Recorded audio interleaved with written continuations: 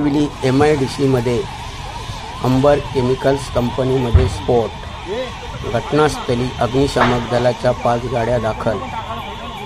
जखमी आणि मृत्यूंचा आकडा अजून स्पष्ट झाला नाही। पोलिसांचे आणि अग्निशमक दलाचे शर्थीचे प्रयत्न सुरू।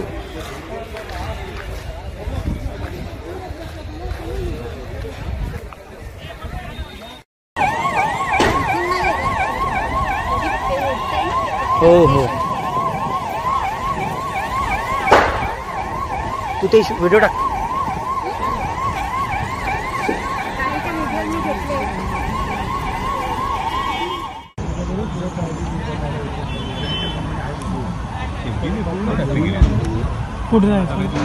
गैस के बाद में फूटेंगे।